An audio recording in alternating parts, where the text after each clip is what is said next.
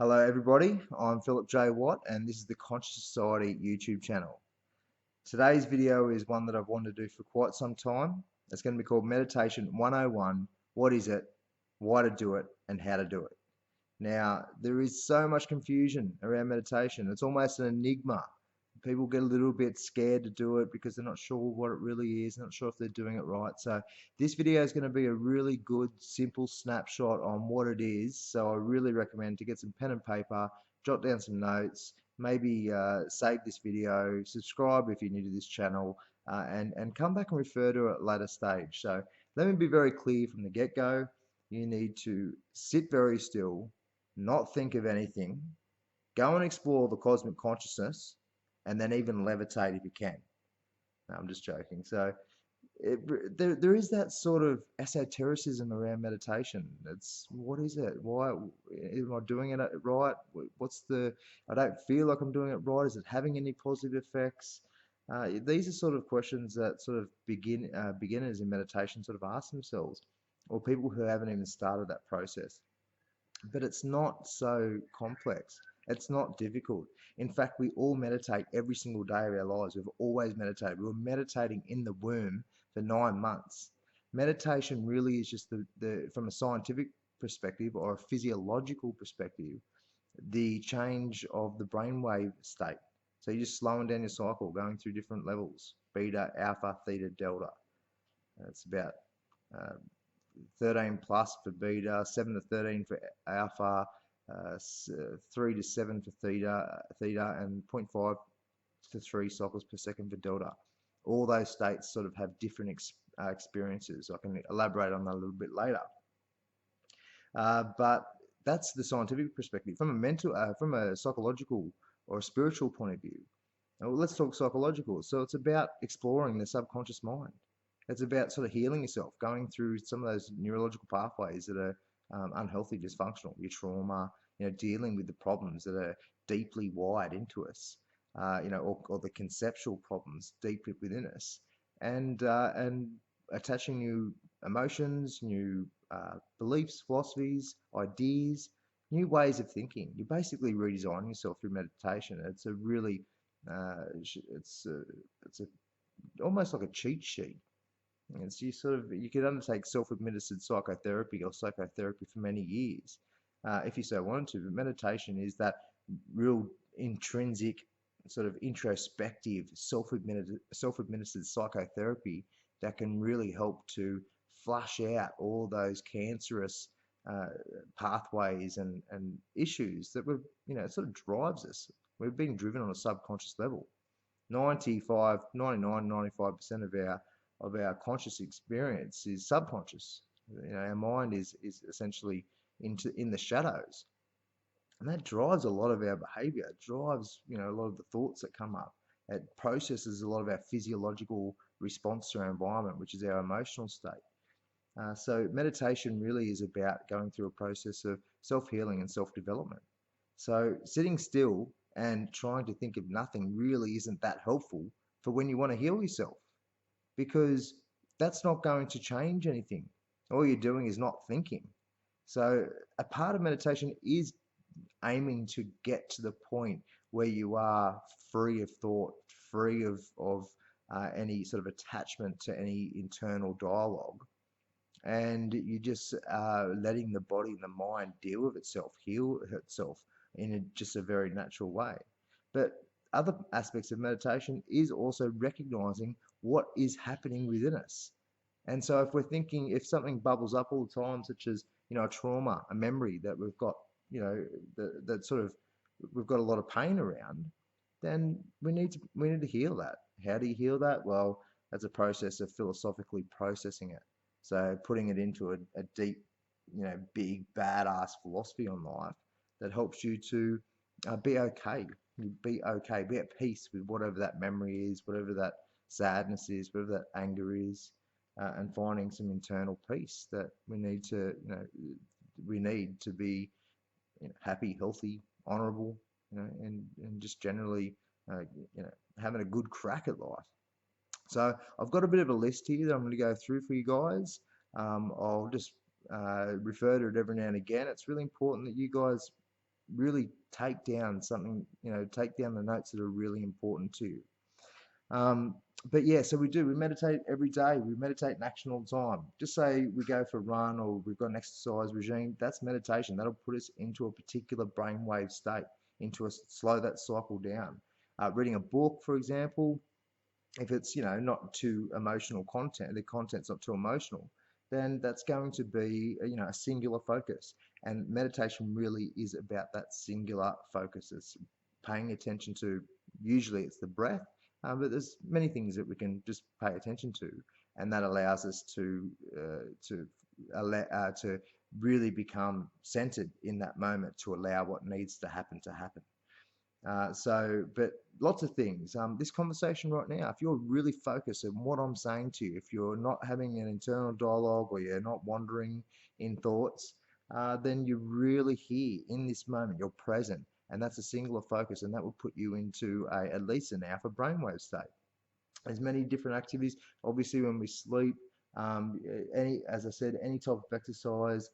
We can do it through just swimming, walking in the rainforest, paying attention to the birds and what's happening around us, and just really being present in that experience. That's a meditative experience. So let's just bust that myth. You already are a meditator. What we're talking about now is focused meditation, where we actually sit down with a purpose to undertake a meditative process for whatever agenda we're trying to achieve, such as healing, development, relaxation, whatever it may be. Okay, so we have light bulb moments in meditation.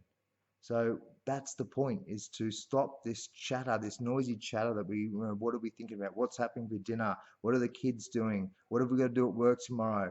These are basic, but they're basically wasted energy if we've already made the decision. So if we're recycling what we have to do at work tomorrow several times, a dozen times, or how many times we do it, then we've wasted energy. So meditation can help us just to deal with it once. So we just go, right, okay, I know I've got to do this tomorrow. And that's the last time you think about that thought until you're ready to do it, or maybe the next morning. So we do waste so much of our time to repeating ourselves, repeating this internal dialogue. Make the decision. If once we've made the decision, we don't need to come back to it. If we get some new information, then maybe we need to reconsider that decision. Sure, that makes sense. But we don't need to waste our time. We don't need to waste our energy. Meditation can help us to be more conscious creatures, more centered, more focused creatures, and to be focused on the path that we need to be focused on. So another sort of concern around meditation is, people try it and they can't stop their thoughts wandering. Okay, so they just drift off. That's okay. Once you notice you drift off, just bring it back. Simple, just bring it back. If it's something that is really important to you, if it has to do with healing or development, whatever we need to grow about, whatever we need to have some sort of therapy about, that self-administered psychotherapy, then that's our opportunity to deal with it. Understand that keeps coming back to us for a reason. Now, I want to explain a little bit about what it means to redesign ourselves neurologically or conceptually. So we've got neurology, wired right through us. Our cerebral brain, our heart brain, our digestive system. There's around 100 billion or whatever it is here, 40,000, very small, but the heart is the electromagnetic engine of our body, and it extends well beyond our body. It's the first thing that responds to our environmental stimuli. These sort of three separate brains in the whole body brain in general, it's all quantum biology. It's communicating on a quantum level instantaneously on an ongoing basis.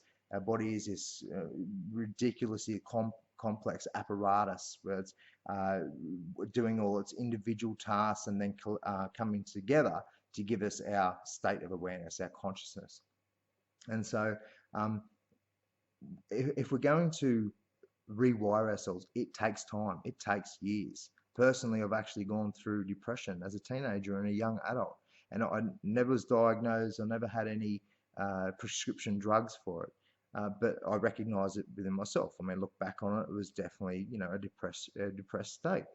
I had to go through a healing process, which took me many months, many years, to really overcome it, to emancipate myself from that poor neurological design, that neurological dysfunction that was perpetuating that sadness that I would respond to, any little challenge in the world, or maybe not a little one, but I would respond in a way that sort of reignited that depressive state. So I knew I had to heal myself.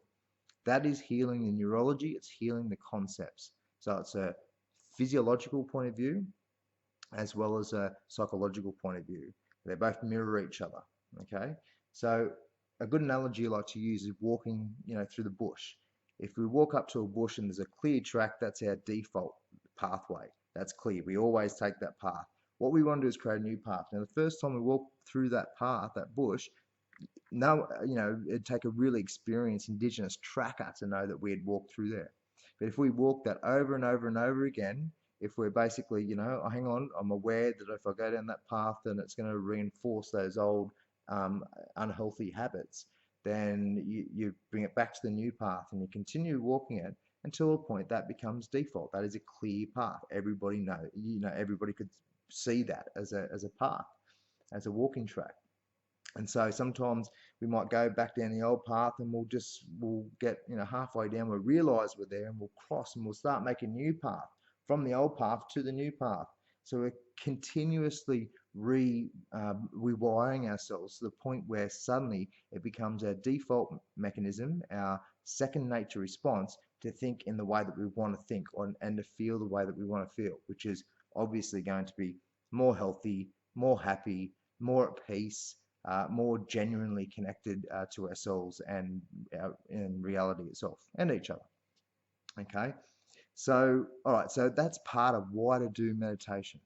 All right, it is self-healing, right? But not only that, it's also the physical illness side of things. So suddenly we might come across the fact that we've got some serious health issues.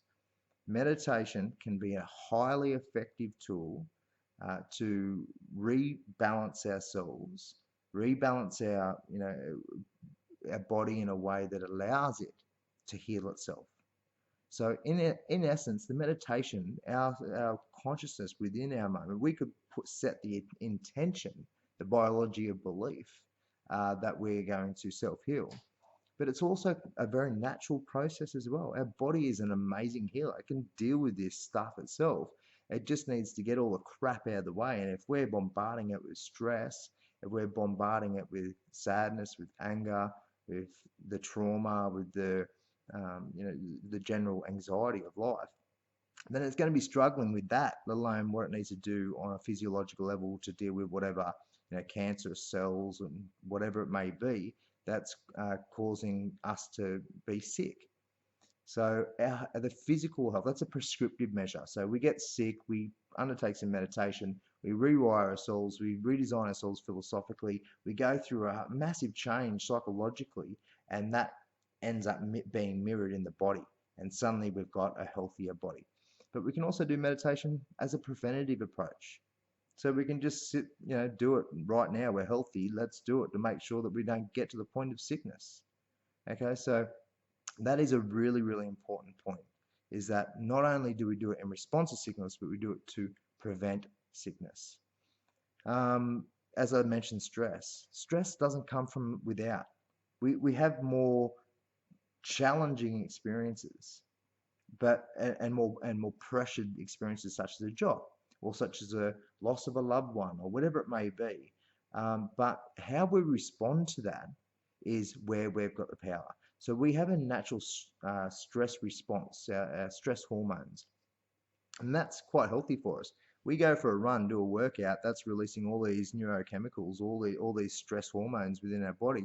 That's really good for us. If they're continuously in our body, that's really bad for us. So there's good stress and bad stress. And what the bad stress is our response to that stress. So if we want to feed it and grow it and amplify it and keep it within us and feel stressed all the time because we haven't got the psychological and philosophical and emotional sophistication to take care of ourselves and respond in a really good way, really positive, productive way, a functional way, then we're going to perpetuate that stress to the point where it's causing physical disease or dis-ease, poor health. So stress, there is the emotional, reactional, chemical response to our environmental stimuli. Very, very natural. That's a normal stress response. There's also the internal stress, and that's the one that we need to take control of. That's where we've got the power. There's no scapegoating that. It's not anybody else's fault. There's nobody to blame, no work, no experience, no whatever it is. That is our responsibility to take care of ourselves and to minimize the internal stress that we harbor within ourselves. And once we do take ownership of that, wow, that's just a whole different life, whole different set of circumstances. So it is a highly empowering and enlightening experience to take control of what's going on within us. Um, Development. So meditation really is about exploring. It is, as I mentioned at the start of this video, we can tap into further parts of the subconscious mind and even beyond. We are minds of consciousness. Consciousness is a fabric of reality. There is no escaping that. Quantum physics has been super clear. Consciousness is in the base, that is one of the basic or fundamental components of the reality that we find ourselves in. It is not secondary to matter. It is beneath matter. Matter is a manifestation through consciousness, and we are all interconnected through this grid of consciousness, whatever you want to call it. There's energetic grid, there's consciousness grid, there's this God grid. There's heaps of terms to describe it, but we are intimately interconnected with our reality, and therefore, if we remove some of we're still anchored as a human within this reality, and we're never going to change that. We have an ego. That ego is very necessary for us to, eat, sleep, go to the toilet, be an activist, meditate, do all the things that we need to do. Be the I. That we're not going to get rid of the I. Don't condemn the I. Our sense of self is highly important. We should celebrate that. We should not condemn it. It's one of my pet hates to hear people say, kill or transcend the ego, because it's impossible. Everyone's got an ego. Get over yourselves. You've got it. That's the way reality is. Okay. But we can expand that ego. We can heal that ego. We can grow that ego. We can use that ego to explore this construct, this third dimensional consciousness construct that we find ourselves in. So that's fantastic. Meditation can help to do that. We can navigate through some of our, conscious and unconscious, mind, and move into other areas of the greater grid. That's really advanced meditation. You need to get into a theta and delta state to do that. But that's, advanced meditation. You can get that later on if you want to, if you do it for long enough. And I may as well talk about some programs I've used over the years. Life Flow is one. HemiSync, HEMISYNC, or HoloSync, HOLO. There's a huge amount of guided meditation, but these particular ones, they're developed in the lab to basically simulate or generate particular brainwave states. So what you do is they'll sort of have a vibrational impact on your brainwave state, and it'll slowly take you down through the levels of these meditative levels. So really important. I found them really helpful. That was another cheat sheet, or a quick sort of process, efficient process to really start experiencing deep meditative states. And once you get into a theta, you start to lose all your sensory input. So in a theta brainwave state, you're not really, sort of conscious of what's going on in your body. Your body, the good analogy I use is it's like quicksand. The body just feels like it's sinking into quicksand, and then you just become mind, just become consciousness. Really amazing experience. Delta, a whole another level again. It's very hard to sustain consciousness, like to be awake at that level.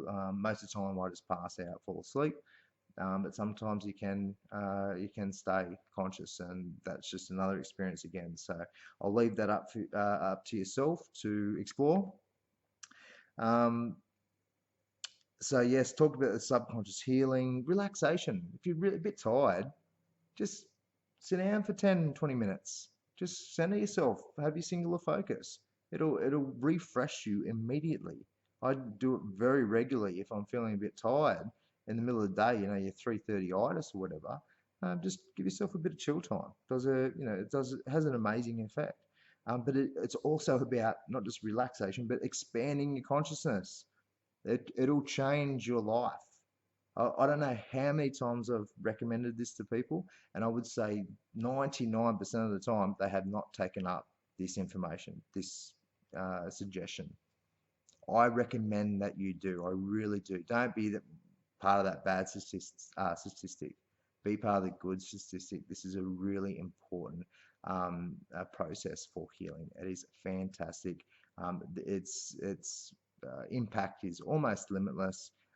We can do it in many different shapes and forms, as I said, as inaction or just kicking back and doing it, at home in a quiet space, your space. But it really is about tapping into bigger ideas, bigger concepts, bigger states of mind and heart that you've never imagined. So for that alone, it's worthy, let alone all the health benefits and all the rest of it. So if you're feeling tired, there's a multitude of reasons why to do it.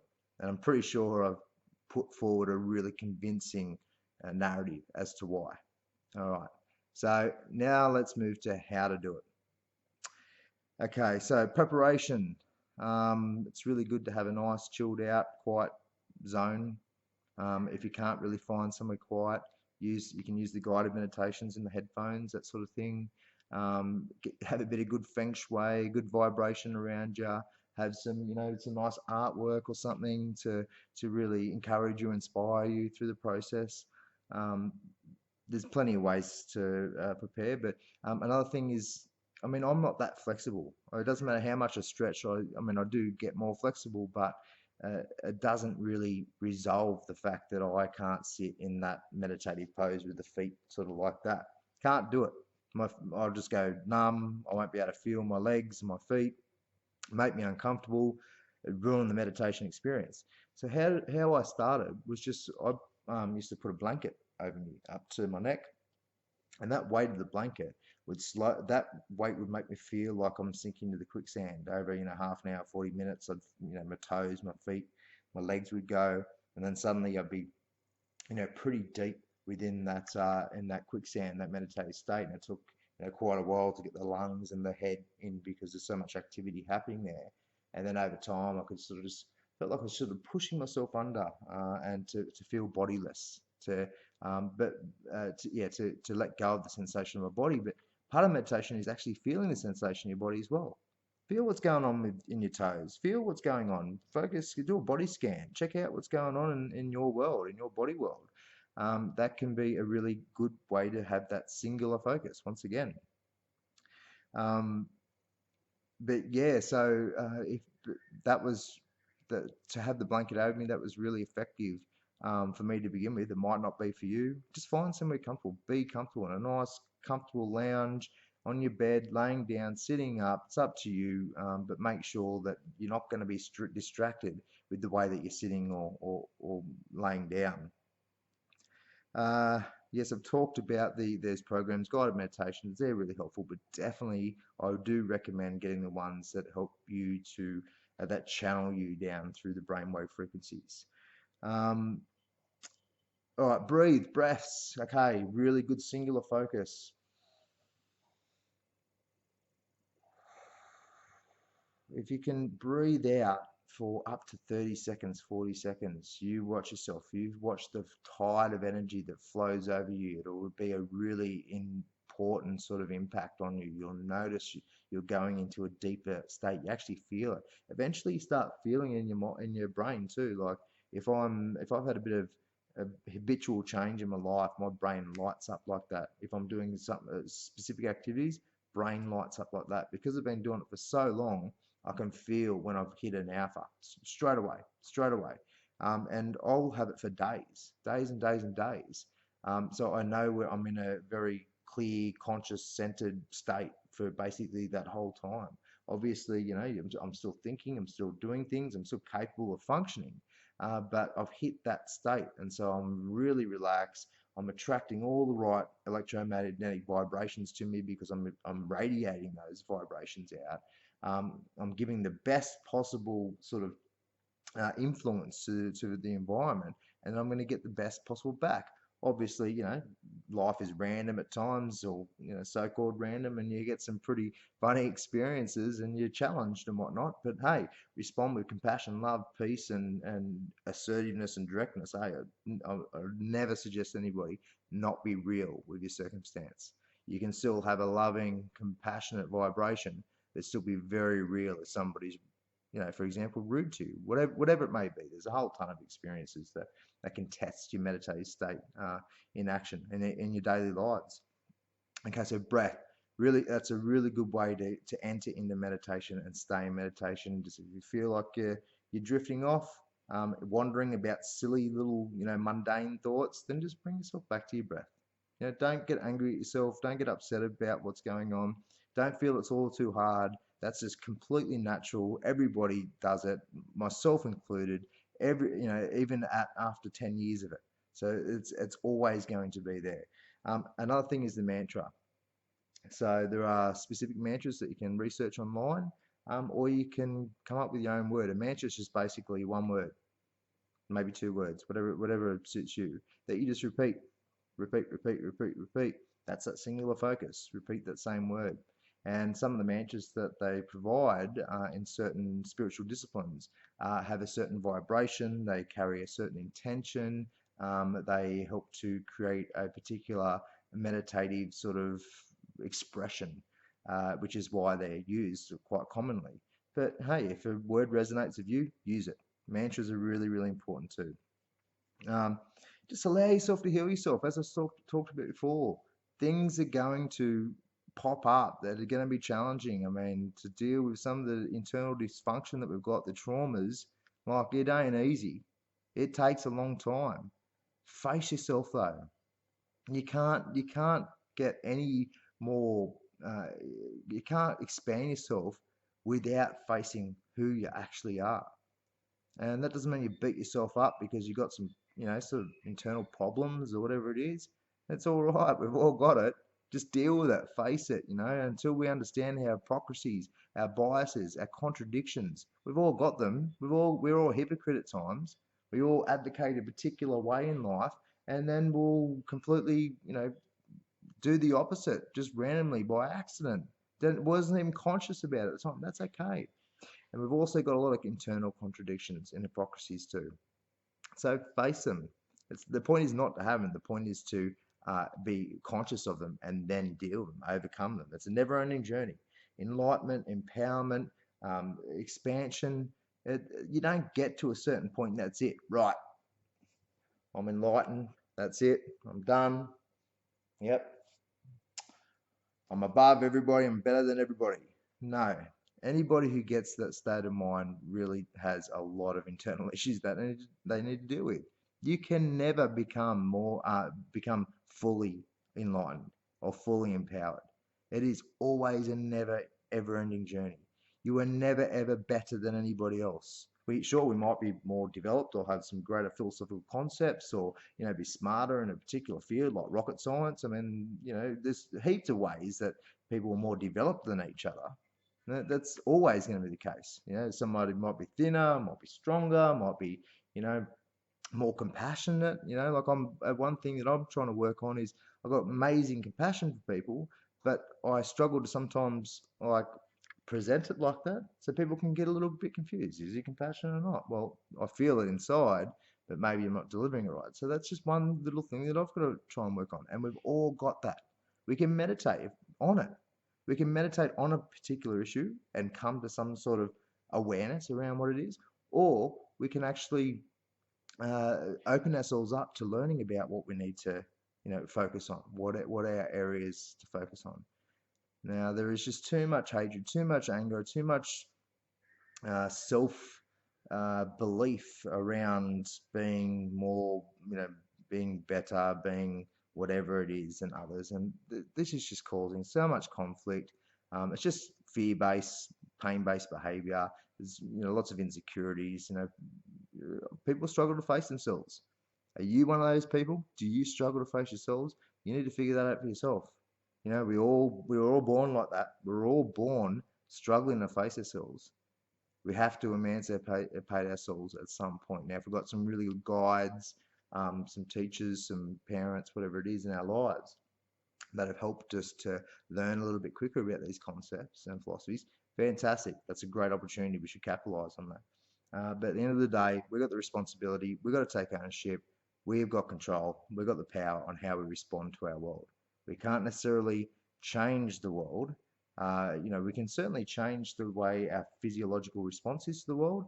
For example, just because, you know, our old emotional reaction to, you know, somebody being rude to us might have been to get angry. But after you develop, you know, your philosophies on life, and you sort of train the way that you know, your feelings are all these.